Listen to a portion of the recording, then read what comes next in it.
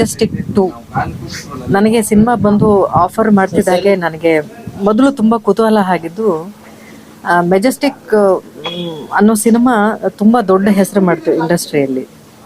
ಅದರಿಂದ ದೊಡ್ಡ ನಾಯಕರು ಹುಟ್ಕೊಂಡ್ರು, ತುಂಬ ದೊಡ್ಡ ಯಶಸ್ಸನ್ನು ಕಂಡಂಥ ಸಿನಿಮಾ ಅದು.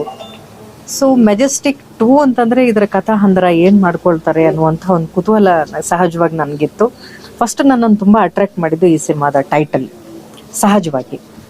ಅದಾದಮೇಲೆ ನನ್ನ ಪಾತ್ರ ಹೇಳಿದಾಗ ತುಂಬ ನೈಜವಾದಂಥ ಒಂದು ಕತೆ ಹಂದರವನ್ನು ಹೆಣ್ಕೊಂಡಿದ್ದಾರೆ ನಿರ್ದೇಶಕರಾದ ರಾಮು ಅವರು.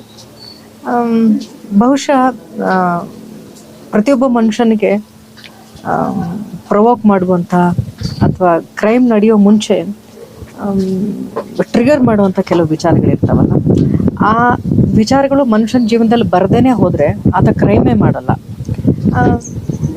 ಈ ಸಿನಿಮಾದಲ್ಲಿ ಆ ಟ್ರಿಗರಿಂಗ್ ಪಾಯಿಂಟ್ ಅಥವಾ ಯಾವ ಕಾರಣಕ್ಕೆ ಒಬ್ಬ ವ್ಯಕ್ತಿ ಕ್ರೈಮ್ ಮಾಡ್ತಾನೆ ಅನ್ನುವಂಥ ಹಲವಾರು ವಿಚಾರಗಳನ್ನ ತುಂಬ ನೈಜವಾಗಿ ಹೆಣ್ಕೊಂಡು ಹೋಗಿದ್ದಾರೆ. There are lot of emotional aspects of the cinema.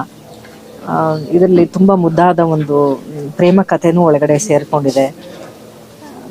ಒಳ್ಳೆ ತಂಡ, ಭರತ್ ಅನ್ನುವಂಥ ಹೊಸ ನಾಯಕ ನಟ, ನಿರ್ಮಾಪಕರು ಮತ್ತು ನಮ್ಮ ಮೂರ್ತಿ ಕ್ಯಾಮ್ರಾಮ್ಯಾನ್, ಸಾಕಷ್ಟು ಸಿನಿಮಾ ಒಳಗಡೆನೆ ಸುಮಾರು ವರ್ಷಗಳಿಂದ ಕೆಲಸ ಮಾಡಿಕೊಂಡಿರುವಂಥ ರಾಮು ಅವರು ಐ ಥಿಂಕ್ ಇಂಡಿಪೆಂಡೆಂಟಾಗಿ ಫಸ್ಟ್ ಟೈಮ್ ಡೈರೆಕ್ಷನ್ ಮಾಡ್ತಿದ್ದಾರೆ.